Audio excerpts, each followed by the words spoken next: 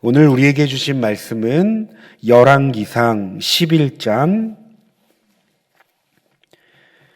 열왕기상 11장 26절에서 40절 말씀까지입니다. 열왕기상 11장 26절에서 40절 말씀을 함께 교독하시겠습니다. 솔로몬의 신하 느밧의 아들 여로보암이 또 한 손을 들어 왕을 대적하였으니 그는 에브라임 족속인 스레닷 사람이요 그의 어머니의 이름은 수루아인이 과부더라.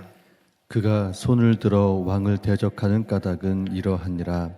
솔로몬이 밀로를 건축하고 그의 아버지 다윗의 성읍이 무너진 것을 수축하였는데 이 사람 여로보암은 큰 용사라. 솔로몬이 이 청년의 부지런함을 보고 세워 요셉 족속의 일을 감독하게 하였더니 그 즈음에 여로보암이 예루살렘에서 나갈 때에 실로 사람 선지자 아히야가 길에서 그를 만나니 아히야가 새 의복을 입었고 그 두 사람만 들에 있었더라. 아히야가 자기의 입은 새 옷을 잡아 12조각으로 찢고 여로보암에게 이르되 너는 10조각을 가지라. 이스라엘의 하나님 여호와의 말씀이 내가 이 나라를 솔로몬의 손에서 찢어 빼앗아 10지파를 내게 주고 오직 내 종 다윗을 위하고 이스라엘 모든 지파 중에서 택한 성읍 예루살렘을 위하여 한 지파를 솔로몬에게 주리니 이는 그들이 나를 버리고 시돈 사람의 여신 아스다롯과 모압의 신 그모스와 암몬 자손의 신 밀곰을 경배하며 그의 아버지 다윗이 행함 같지 아니하여 내 길로 행하지 아니하며 나 보기에 정직한 일과 내 법도와 내 율례를 행하지 아니함이니라.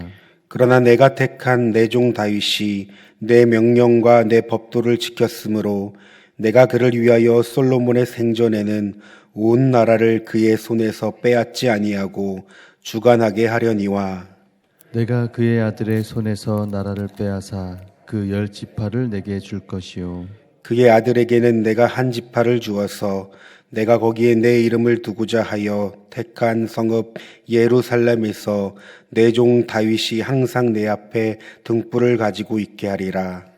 내가 너를 취하리니 너는 내 마음에 원하는 대로 다스려 이스라엘 위에 왕이 되되 내가 만일 내가 명령한 모든 일을 순종하고 내 길로 행하며 내 눈에 합당한 일을 하며 내 종 다윗이 행함같이 내 율례와 명령을 지키면 내가 너와 함께 있어 내가 다윗을 위하여 세운 것 같이 너를 위하여 견고한 집을 세우고 이스라엘을 내게 주리라. 내가 이로 말미암아 다윗의 자손을 괴롭게 할 것이나 영원히 하지는 아니하리라 하셨느니라 한지라. 함께 읽겠습니다. 이러므로 솔로몬이 여로보암을 죽이려 하매 여로보암이 일어나 애굽으로 도망하여 애굽 왕 시삭에게 이르러 솔로몬이 죽기까지 애굽에 있으리라. 아멘. 오늘 본문은 하나님께서 여로보암을 부르시는 이야기로 시작됩니다. 우리는 앞서 솔로몬의 말년이 안타까운 행보를 걸어갔음을 잘 압니다. 성경을 보면 솔로몬의 마음이 여호와를 떠났다라고 말하는데요. 그 당시 솔로몬은 이집트를 비롯하여 이스라엘 주변의 크고 작은 나라들과 동맹을 맺기 시작합니다. 그리고 정략 결혼까지 하게 됩니다. 어쩌면 이 일은 나라의 이익을 위하여 선택할 수밖에 없는 상황이었지만 사실 하나님의 말씀에 위배되는 행동이었습니다. 특별히 하나님은 이방 사람과 결혼하는 것을 금하셨습니다. 그 이유는 그들이 우상을 섬기고 있었기 때문입니다.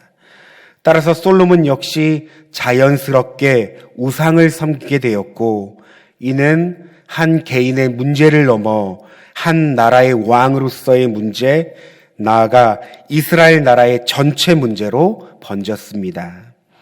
그리하여 솔로몬 시대에 붕황한 국가를 이룬 이스라엘 나라는 종교적으로 인하여 타락하였고 전락하고 맙니다. 이로 인해 하나님께서는 솔로몬에게 벌을 내리는데요. 바로 대적들이 일어나고 부강한 나라였던 이스라엘 왕국이 분열된다는 것이었습니다. 그래서 오늘 본문 말씀이죠. 하나님은 이스라엘의 왕으로 여로보암을 준비시킵니다. 여로보암은 유능한 사람이었습니다. 인정받는 차세대 지도자였습니다. 그가 솔로몬의 부하로 있을 때 솔로몬 역시 그를 인정하였습니다. 오늘 본문 29절 이하의 말씀을 보면 하나님은 선지자 아히야를 통해 여로보암에게 말씀하시는 내용들을 쭉 살펴볼 수 있습니다. 먼저 아히야 선지자는 자신이 입은 새 옷을 12조각으로 나눈 후 그 12조각을 여로보암에게 주었습니다.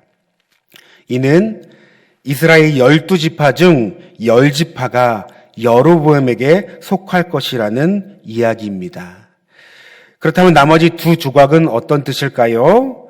난유파에 있는 지파, 바로 왕이 속한 유다 지파와 사울이 속한 베냐민 지파를 말하는 것으로 결국 이스라엘 나라가 2개로 나눠지며 분열 왕국이 된다는 것을 예언하는 하나님의 말씀이었습니다.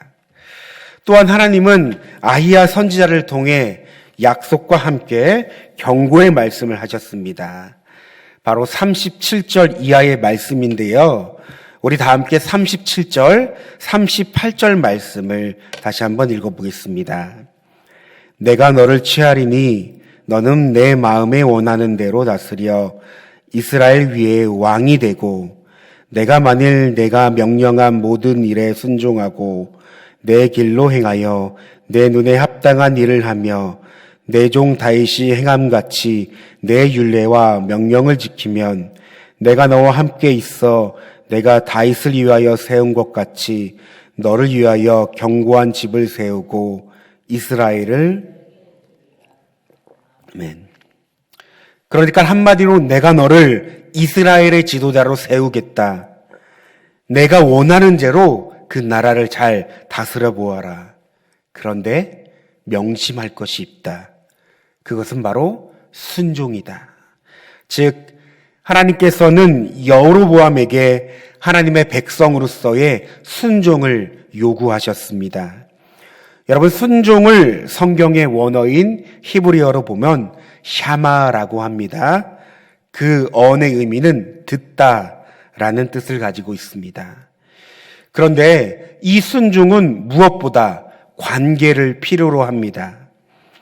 하나님은 이스라엘 백성을 언약 백성 삼으셨습니다. 바로 이스라엘 백성들을 하나님의 백성으로 부르셨고 하나님은 그들의 하나님이 된다는 것입니다. 그런데 이 관계 안에서 하나님은 그들의 백성이 하나님의 말씀을 지켜 순종할 때 그들의 하나님이 되시며 그들을 책임져 주신다고 약속하셨습니다. 즉 순종이 조건으로 요구되는 조건부 약속이 있었다는 것입니다. 여러분, 하나님은 왜 이런 말씀을 하셨을까요?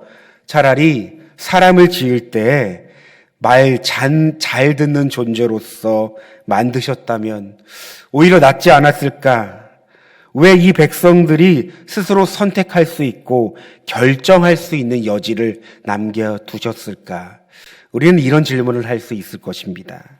그런데 우리가 성경 전체를 보고 하나님과 인간의 관계를 살펴볼 때 여러분, 하나님은 무엇보다 우리와 함께 사랑과 기쁨의 교제를 원하시는 분이라는 사실을 우리는 알 수 있습니다.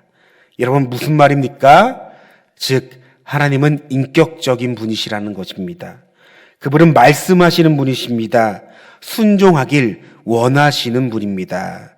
그러니까 한마디로 이스라엘 백성들을 향해 자발적인 관계 안에서 이루어지는 순종을 원하셨던 것입니다. 그리고 무엇보다 순종을 통해 하나님이 누구인지 알며 하나님을 경험하고 누릴 수 있는 축복의 통로를 바로 이 순종 가운데 열어 주셨다는 것입니다. 이처럼 하나님이 우리에게서 순종을 요구하실 때 여러분, 하나님은 억압적인 순종을 원하지 않습니다. 성경은 말합니다. 요한일서 5장 3절입니다. 하나님을 사랑하는 것은 이것이니 우리가 그의 계명들을 지키는 것이라. 그러니까 관계 안에서 일어나는 행위, 우리가 무엇보다 하나님을 사랑할 때 우리가 할 수 있는 행위는 바로 순종이라는 사실입니다. 그래서 오늘 34절 말씀을 보면 이러한 예를 잘 말해주는 것이 바로 다윗이 있습니다. 여러분, 다윗은 무엇보다 하나님의 말씀과 그 명령을 지킨 자입니다. 성경은 말합니다. 그러나 내가 택한 내 종 다윗이 내 명령과 내 법도를 지켰으므로. 다윗은 무엇보다 하나님의 말씀을 사랑하고 지켰던 자입니다. 우리는 성경을 통해 하나님과 다윗의 관계가 누구보다 친밀했고 누구보다 이 다윗이 하나님을 의지하고 신뢰하였던 그의 고백들을 살펴볼 수 있습니다. 시편 18편 1절에는 그가 이렇게 고백하는데요. 나의 힘이신 여호와여, 내가 주를 사랑하나이다. 내가 주를 사랑하나이다. 여러분, 여기서 사랑하다이다라는 말을 주목해야 합니다. 성경의 원어인 히브리어를 보면 이 말씀은 완료 시제, 끝, 완료 시제가 아닌 미완료 시제로 기록되어 있습니다. 그러니까 쉽게 이야기하자면 하나님을 향한 다윗의 사랑이 과거로부터 시작하여 지금까지 계속되었고 앞으로도 계속될 거라는 의미를 포함하고 있는 것입니다. 여러분, 놀랍지 않습니까? 어떻게 다윗은 이런 고백을 할 수 있을까요? 도대체 하나님과 어떤 관계이길래 여러분 이런 고백을 할 수 있었을까요? 또한 다윗의 고백을 통해 우리의 경우도 살펴볼 수 있습니다. 여러분, 우리는 하나님을 향해 어떤 고백을 하고 있습니까? 나아가 그는 이렇게 고백합니다. 시편 18편 21절 이하의 말씀을 제가 쉬운 말씀으로 읽어드리겠습니다. 나는 여호와의 길을 따랐습니다. 나의 하나님을 떠나 나쁜 짓을 하지 않았습니다. 나는 항상 주님의 법을 앞에 두고 살았고 그분의 법을 저버린 적이 없습니다. 여러분, 시편 18편은 다윗이 사울에 이어 쫓김을 받을 때 썼던 고백입니다. 즉, 순수했던 청년 때에 우리는 다윗을 생각할 수 있겠죠. 그는 무엇보다 열정적으로 하나님을 사랑하고 그 말씀을 지켰던 때라는 것입니다. 그리고 우리는 그의 고백 속에서 한 가지 사실을 더 확인할 수 있습니다. 그것은 바로 하나님과의 관계에서 비롯된 그 사랑이 결국 순종을 낳았다는 것입니다.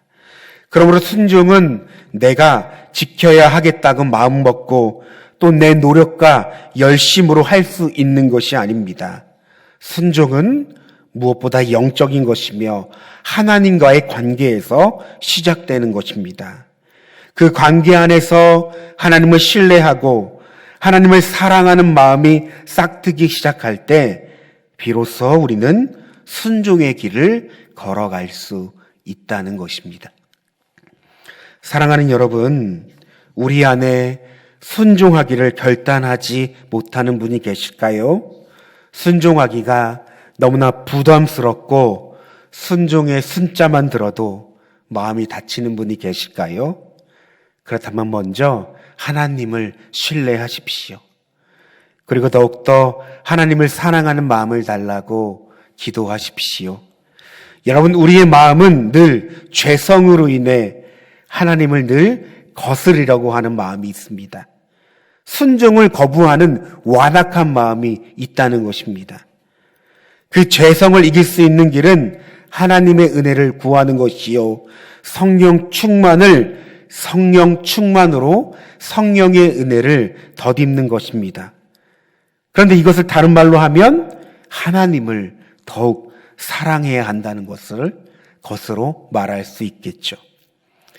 여러분, 우리를 위해 연약한, 우리를 위해 탄식하시며 간구하는 성령님께서 성령 충만으로 우리 가운데 역사하시며 하나님을 신뢰할 수 있도록, 더욱 하나님을 사랑하는 마음을 가질 수 있도록 우리는 성령 충만을 구하며 주님의 은혜를 구하여야 할 줄 믿습니다.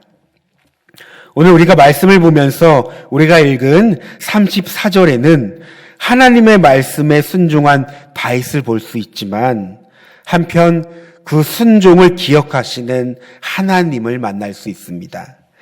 우리 다 함께 34절 말씀을 다시 한번 읽어볼까요? 그러나 내가 택한 내 종 다윗이 내 명령과 내 법도를 지켰으므로 내가 그를 위하여 솔로몬의 생전에는 온 나라를 그의 손에서 빼앗지 아니하고 주관하게 하려니와.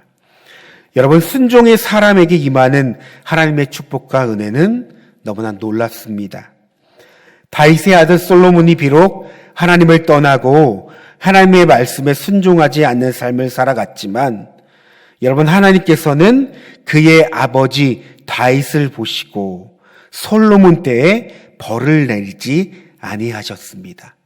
즉 그의 아버지 다윗이 하나님의 말씀을 너무나 성실히 지켰으므로 하나님은 그의 삶을 통해 그 삶의 축복이 아들 솔로몬까지 이어졌다는 걸 우리는 볼 수 있겠죠. 그러므로 여러분, 하나님은 반드시 순종하는 한 사람을 기억하신다는 것입니다. 비록 순종이 희생을 요구하고 나를 부인하기까지 치열한 삶의 자리에 있지만 하나님은 반드시 순종하는 한 사람을 기억하신다는 겁니다. 그리고 그를 통해 그의 가정, 그의 자녀, 그의 공동체, 그의 삶 가운데 모든 은혜를 부어주시고 나아가 순종의 자리를 통해 하나님께서는 하나님 나라를 이루어 가십니다. 그러므로 오늘 이 시간 우리 이렇게 기도하길 원합니다. 하나님, 무엇보다 우리가 순종을 통해 하나님을 더 알기 원합니다. 나를 향한 하나님의 사랑이 얼마나 큰지, 우리를 향한 하나님의 사랑을 순종을 통해 경험하게 하여 주시옵소서. 나아가 하나님, 순종은 하나님과의 관계 안에서 이루어진다고 했습니다. 하나님과의 관계를 다시금 점검하며 하나님을 더욱더 신뢰하며 사랑할 수 있는 마음을 갖길 원합니다라며 이 시간 우리 주여 한번 부르시고 다 함께 기도하시겠습니다. 주여, 하나님, 오늘 말씀을 통해 하나님은 자기 백성이 여전히 하나님의 말씀을 순종하길 원하시는 그 마음을 하나님 들여다봅니다.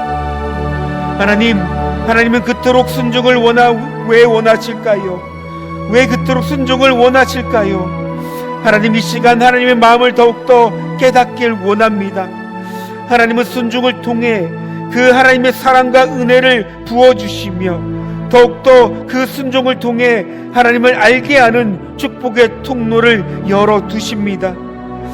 하나님, 그런데 우리 마음에는 늘 순종하기를 거부하는 완악한 마음이 있습니다. 죄로 인하여 우리의 마음이 닫혀 있고 죄로 인하여 늘 하나님을 거스리는 우리의 그 완악한 마음이 있습니다. 하나님, 이 닫힌 마음을 주님의 그 보혈로서 깨끗이 씻어주시고 하나님, 그 마음이 정결해져요. 하나님, 더욱더 하나님의 그 향한 마음으로서 다시금 새롭게 변화시켜 주시길 원합니다. 그러므로 우리의 마음이 더욱더 하나님을 신뢰함으로 하나님을 사랑하는 마음으로서 나아가며 비로소 우리가 순종의 삶을 살아갈 수 있는 은혜를 더하여 주시옵소서. 하나님, 우리가 때때로 늘 우리의 감정에 앞서 하나님의 말씀을 듣지 않는 그런 하나님, 우리의 어리석은 하나님, 우리의 그 삶의 자세가 있습니다.